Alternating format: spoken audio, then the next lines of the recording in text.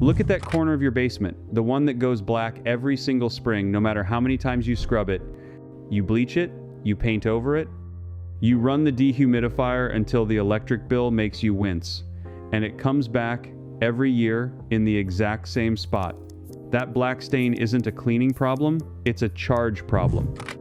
And a single strand of bare copper wire grounded into the damp earth outside your foundation can end it for good. I know how that sounds, I didn't believe it either. But the men who built homes in Lancaster County 150 years ago knew something about copper that the rest of us were never taught, and I'm going to show you exactly what it is. This isn't ancient superstition, it's the same science that hospitals rediscovered only 15 years ago and quietly started charging a fortune for. Before we finish, I'll hand you the exact method, the length, the gauge, the depth, pulled straight from an old building practice I first saw near Millersburg, Ohio. The first time I walked into one of those farmhouses, I stood in the cellar and realized the air didn't smell like a basement at all. And here's the part that matters most to you.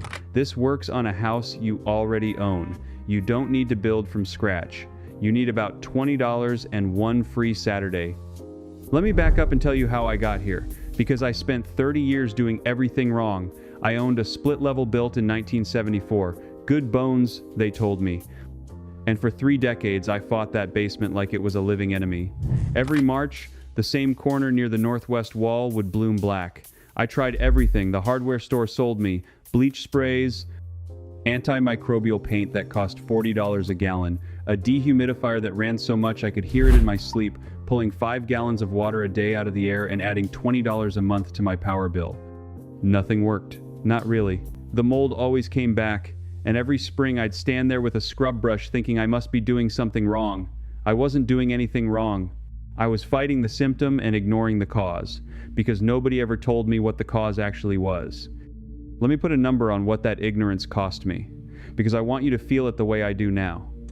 30 years of dehumidifier electricity, running 8-9 months a year. Call it $15 a month on the low end. That's $180 a year, more than $5,000 over 3 decades, just to run a machine. Then add the 2 dehumidifiers I burned out and replaced, $300 a piece. Add the specialty paint, the sprays, the mold-resistant primer I bought by the case.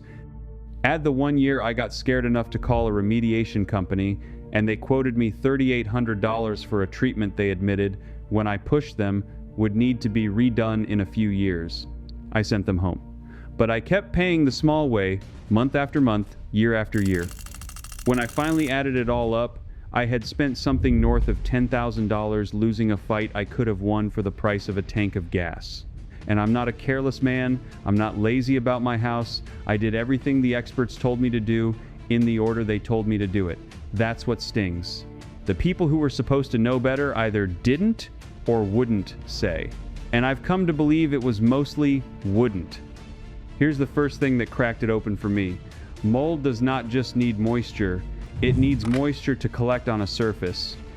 And spores, the invisible seeds of mold that are floating in the air of every home in America right now, do not settle randomly. They are drawn to surfaces the same way dust is drawn to a television screen. Through charge. A tiny electrostatic difference between the airborne spore and the wall surface. That charge is what pulls the spore in, holds it against the cool concrete, and gives it a place to root. That's why it's always the same corner. It was never about how clean you got it. It was about where the charge sat. The northwest corner of my basement was a magnet, and I'd been wiping the magnet clean and wondering why the iron filings kept coming back. Let me make that picture even clearer, because once you see it, you can't unsee it. Think about the back of your old tube television, the way it collected a gray fuzz of dust no matter how often you wiped it, while the wooden shelf beside it stayed clean. Same room, same air, same dust floating in it. The difference was charge. The screen held a static charge and the wood didn't, so the dust flew to the screen and ignored the wood. Mold spores behave the exact same way. They are so light, they essentially float, and they go where the charge pulls them. Your cold basement wall, sitting against the earth, builds up a charge differential against the drier air in the room, and that difference reaches out and grabs every spore that drifts near it. You have been dusting the television screen with a scrub brush and bleach for years and wondering why the dust keeps coming home. Now, The Amish didn't talk about it in those words. They didn't say electrostatic differential. But they built with copper in places that made no structural sense, and when I started asking why, the answers went back further than anyone expected. Copper has been used to kill living things in water for longer than almost any tool we have. The Edwin Smith Papyrus, an Egyptian medical document written around 1600 BC, records copper being used to sterilize drinking water and treat wounds. That is 3,600 years ago. This is not new. This is some of the oldest practical knowledge our species has ever written down, and somewhere along the way we buried it under a pile of chemical sprays we have to buy again every month. And it didn't stop with the Egyptians. The Greeks used copper on wounds. Roman doctors ground it into remedies. Sailors for hundreds of years nailed copper sheeting to the bottoms of their wooden ships, and they noticed the copper-bottomed hulls stayed clean while the bare wood rotted and grew thick with weed and barnacle. They didn't know about ions or microbes. They just knew copper kept the living slime away, and they trusted what they could see with their own eyes. That's the through line here. For thousands of years, the people who worked with their hands knew copper kept rot and growth at bay. It's only in the last century, the century of the sales catalog, that we forgot on purpose. I want you to hold on to that phrase, forgot on purpose. Because a thing doesn't get lost when it's written in a papyrus, tried on a battlefield, nailed to 1,000 ships, and confirmed in a modern laboratory. A thing that well established doesn't get lost by accident. It gets replaced on purpose by something that makes somebody more money. But knowing copper is old doesn't tell you why it works. So let me show you the science, because this is where it stops being folklore and starts being fact you can take to anybody who laughs at you. In 1983, a bacteriologist named Phyllis Kuhn was working in a hospital in Pennsylvania. She noticed something everybody else had walked past for decades. She took samples from the brass doorknobs and the stainless steel doorknobs in that hospital. The stainless steel knobs, the modern, shiny, expensive ones, were crawling with living bacteria, E. coli, staph, the dangerous stuff. The old brass knobs, the ones nobody thought twice about, were nearly clean, and brass is roughly 2/3 copper. The copper was killing the microbes on contact, silently, with no spray, no power, and no maintenance, and it had been doing it the whole time while the industry replaced it with steel that couldn't. Think about that. We ripped out the brass and put in stainless steel because it looked cleaner. It wasn't cleaner. It was the opposite of cleaner. It just hid the problem behind a shine.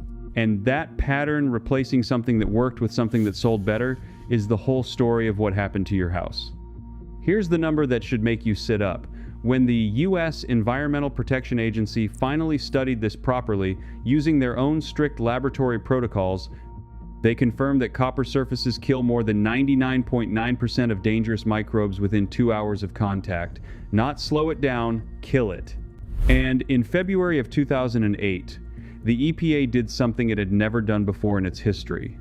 It registered 275 different copper alloys as antimicrobial, the first solid surface material ever allowed to make that public health claim. By April of 2011, that list had grown to 355 alloys. That is the federal government putting its own stamp on knowledge the Egyptians wrote down in 1600 BC. And here's what happened next, because this is the part that tells you everything. Once the EPA made it official, did copper come back to your house? Did they put brass knobs back on the doors and copper trim back in the damp rooms where you and I live? No, it went into hospitals. Specialty firms started manufacturing copper bed rails, copper 4 poles, copper touch surfaces for intensive care units, and they charged premium prices for them, marketed to institutions with deep pockets. The exact same metal the Egyptians dropped into a water jar for free got repackaged as high-end medical equipment. The knowledge didn't get shared with the public. It got monetized for the few who could pay top dollar, while the rest of us kept buying bleach. Once you notice that move, you start seeing it everywhere. So here's the tension that kept me up at night once I understood it. If the government confirmed this in 2008, and a scientist proved it in 1983, and the Egyptians knew it in 1600 BC, why did nobody install copper in your basement? Why did they sell you a dehumidifier instead? Why does every mold remediation company in the country want to sell you a $4,000 chemical treatment that wears off instead of a $20 wire that lasts 50 years? You already know the answer, deep down. You don't get to sell somebody a solution twice if it actually works the first time. Let me name the villain plainly, because it's not one cartoon company in a tower. It's a whole arrangement that quietly benefits from your basement staying wet. Start small. Somebody benefited from your ignorance the first time you walked into a big box store and a clerk pointed you toward the dehumidifier aisle. That's the shallow end. But go deeper. Who decides what a house is supposed to have? Who writes the guidance that builders follow, that inspectors check, that manufacturers help shape? The tighter, more sealed, more machine-dependent house didn't happen by nature. After the energy panic of the 1970s, committees and industry groups pushed hard for homes to be sealed up tight to save fuel, and the same industries that sold the sealing products had seats at that table. They funded the studies, they helped write the recommendations, and the recommendation always seemed to end with you buying another machine and plugging it into another outlet. Nobody on those committees stood up and said, "Run a 2-cent strand of copper into the ground and let your house breathe." There's no quarterly earnings in a piece of wire that lasts 50 years. There's enormous money in a sealed box that grows mold and needs a machine to survive, and once you see that the incentive runs entirely one direction, the mystery of why nobody told you disappears. Nobody told you because nobody in that chain gets paid when you stop buying. Now let me connect the copper to the charge, because this is the piece that makes the whole thing click. Copper is one of the best electrical conductors on Earth. That's why it's in every wire in your walls. And when you run a length of bare copper against a foundation wall and ground it into the moist soil outside, it does something quietly brilliant.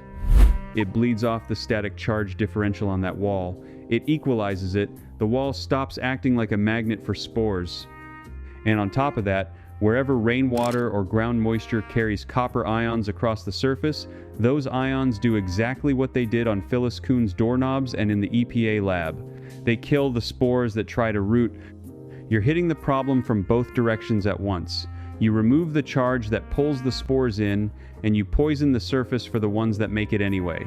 That is why it doesn't come back. You didn't clean the mold, you made the wall a place where mold cannot live. The roofers already know this, by the way, even if they never told you the full story. Go look at any roof with a copper ridge or a strip of copper near the peak. The shingles below it are clean. No moss, no black algae streaks. Everything downhill of that copper stays clear, because every time it rains, the water picks up copper ions and carries them down across the shingles, killing the growth before it can take hold. It's been happening in plain sight over your head for a century. The same rain and ion trick that keeps a roof clean is the trick that can keep your basement wall clean. Nobody just bothered to point it down instead of down the roof. And here's why this matters far more than a stain in the corner. That black mold isn't just ugly. Every time your furnace kicks on and pulls air up from that basement, it carries spores through the ductwork and into the rooms where you sleep and eat and hold your grandchildren. The musty smell you've learned to ignore is spores in the air you breathe all day long. Doctors have tied that constant exposure to the coughs that won't quit, the headaches, the sinus trouble, the tiredness we all just blame on getting older. So when I tell you the cost of not knowing this is high, I don't only mean the $10,000 I wasted, I mean the years you spend breathing something you could have stopped for the price of a wire. That's the part that made me angry once I understood it. This was never just about the house, it was about the people in it. Now, if you already own a house and you're thinking this only applies to people building from scratch, stay with me, because this next part is specifically for you. Everything I've described works on a finished, existing home.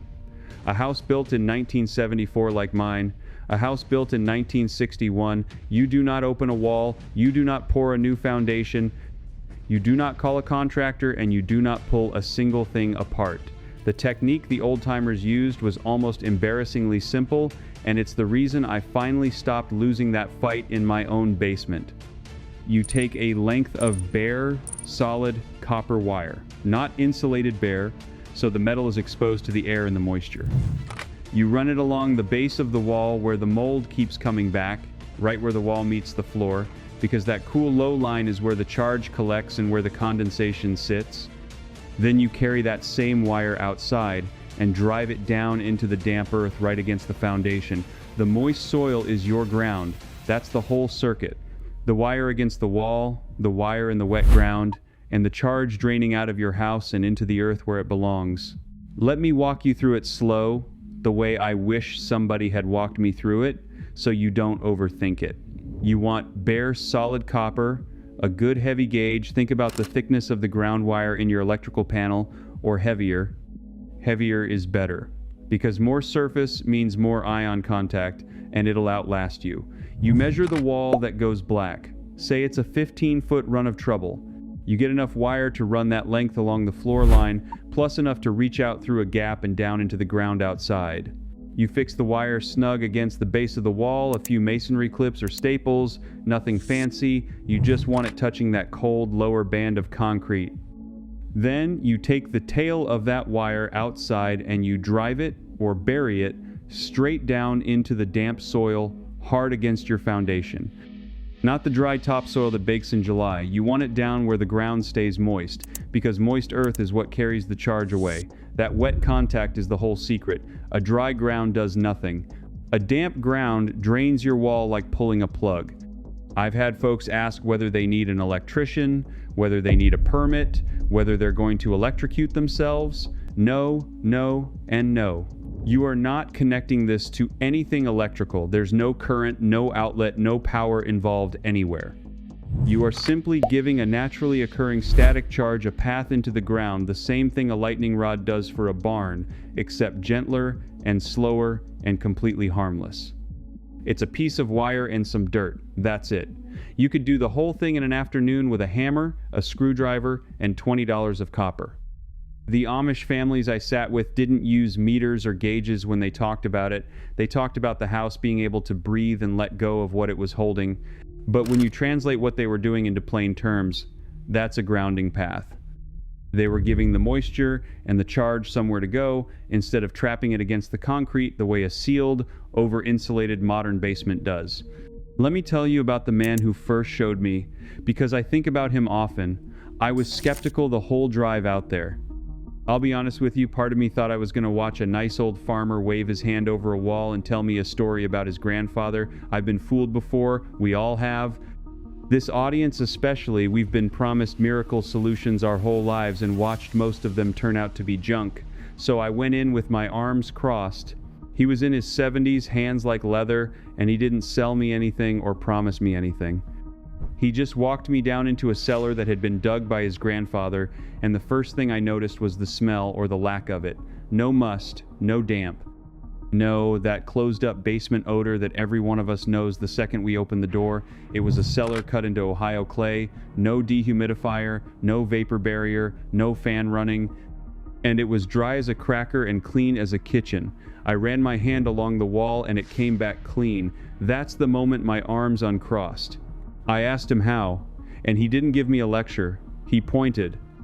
He showed me the copper his father had run, green with age, tucked along the base of the wall and disappearing out through the stone into the ground. He said his family had done it that way for as long as anyone remembered, and that a wall that could pass its charge and its damp into the earth would never sour. Pass its charge into the earth.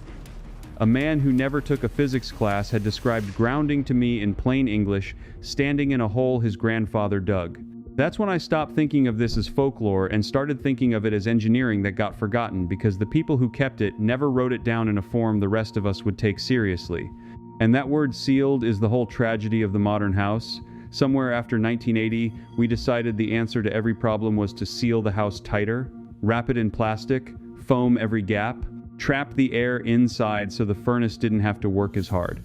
And it did lower the heating bill, but it also turned millions of American basements into sealed boxes where moisture has nowhere to go and charge has nothing to drain into. We built mold factories and called them energy efficient. The old houses breathed. The old builders understood that a house has to let go of moisture, not just keep it out. And they used copper and stone and airflow to do it decades before anyone sold a single dehumidifier. Now, I want to stop here for just a moment, because what I've just handed you, that copper grounding line, is only one page out of a much larger book. When I came back from Holmes County the first time, I started writing down every one of these methods I could get someone to explain to me. The heating tricks, the cooling that works without electricity, the way they keep a pantry cold in July and dry in a wet spring, the pest control that uses no poison. I gathered all of it into a 3-volume collection I call the Complete Field Vault, and right now there's a limited time offer on it that won't stay up long. If holding on to knowledge that was quietly taken from us matters to you the way it came to matter to me, it's linked down in the description, and you can scan the QR code on your screen to see it. Now, let me get back to the part of this that most people never find out, because the wire is where most folks stop, and stopping there is a mistake. Here's why.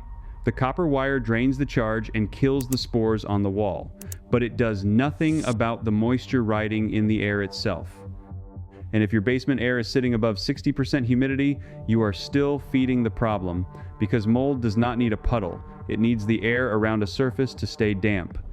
University research and the EPA both put the line in the same place. Once relative humidity climbs above 60%, condensation forms and mold takes hold. That's the threshold. Below it, mold starves. Above it, mold feasts. Most American basements sit at 65, 70, even 80% through a humid August. And what did they sell us to fix that? A machine that runs on electricity, breaks in 5 years, and costs a fortune to run. The Amish solved the same problem 100 years earlier with no machine at all, and this is where the story turns, because the last piece of this is the one almost nobody has ever heard. But before I give it to you, I want you to really understand that 60% number, because it changes how you think about your whole house. Below 60% surface humidity, mold literally cannot get established. It doesn't have enough moisture to germinate a spore. Above 60%. And especially up in the 70s and 80s, it thrives. So the entire war you've been fighting comes down to keeping the air right against your walls under that one line. Not the middle of the room, the walls, the cold surfaces.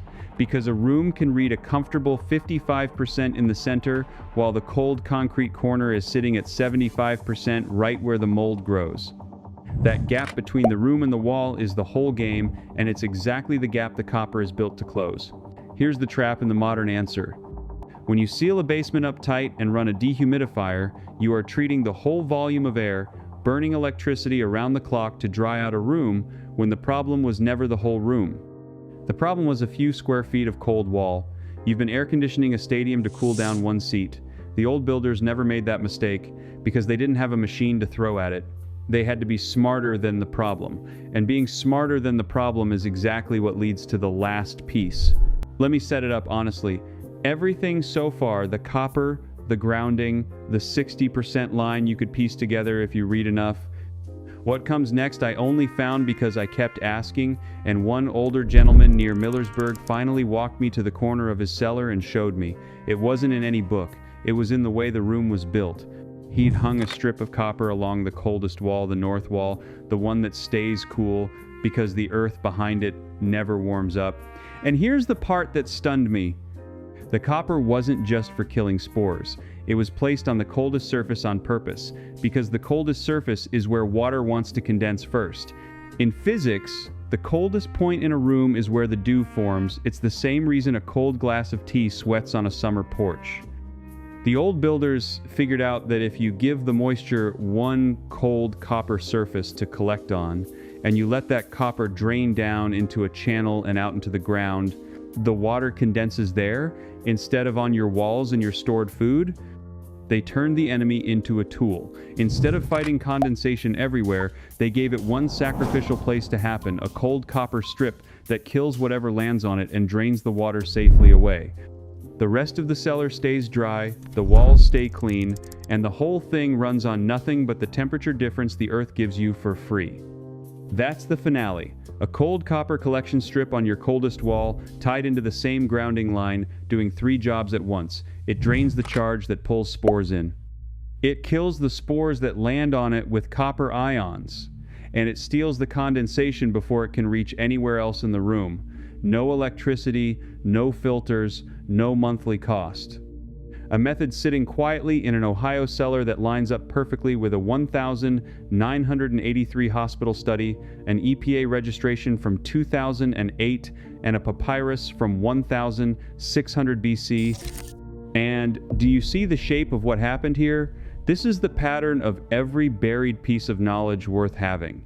The knowledge existed, it was written down 3,600 years ago and proven in a laboratory 40 years ago.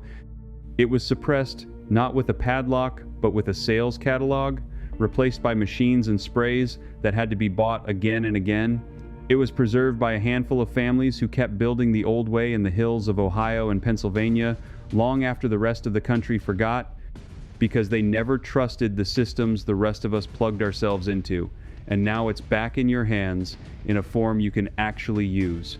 That's the whole journey. The wisdom never died. It just went quiet, and it waited in a cellar for somebody to come asking the right questions. Think about what that strip is really doing when you stand back from it. It takes the coldest, most dangerous spot in your basement, the exact place that has been defeating you for years, and it turns that spot into the solution. The enemy becomes the tool. The corner that used to grow the mold becomes the corner that protects the whole rest of the room. There is something almost beautiful about that, and something that tells you these builders understood their houses at a level we simply gave up on the day we decided a machine could think for us. And you can build it this weekend. Bare solid copper, a heavy gauge, the thicker the better so it lasts for decades. Run a length along the base of your problem wall. Add a strip along your coldest wall, the one against the earth. Carry the wire outside and drive it deep into the damp soil against your foundation. Keep an eye on your humidity and do the small things that help the air move, because copper and airflow together are what those old houses always had. That's it. That's the whole method. That took me 30 years and a lot of wasted money to finally learn. Let me tell you what to expect, so you're not standing there the next morning wondering why the stain is still on the wall. This is not a spray that bleaches a spot in an afternoon. It's a change in the conditions of the wall, and it works the way nature works steadily. Scrub the old growth off once, so you're starting clean. Put the copper in, then watch over the coming weeks. What you'll notice first is the wall stays dry to the touch where it used to be clammy. Then the smell fades. And then the true test comes with the season, the spring, or the humid stretch of summer that always brought the mold back. That's when you'll walk down, look at that corner, and realize it just didn't happen this year. And once it doesn't happen that first season, it doesn't come back, because you didn't treat the mold. You change the wall into a place mold cannot use, copper doesn't wear out. That green patina you see on old copper isn't decay, it's a protective skin, and it keeps working for 50, 100 years. You do this once, you may never do it again.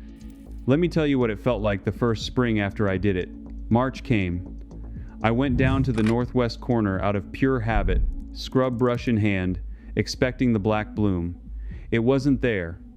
April, nothing. That summer, in the heat that used to turn my basement into a swamp, the wall stayed clean. For the first time in 30 years, I wasn't fighting my own house. And I stood there feeling something I didn't expect. I felt cheated. Because this cost me $20, and it worked the first time, and somebody could have told me 3 decades ago and chose not to. That's the feeling I want you to sit with. Not the mold.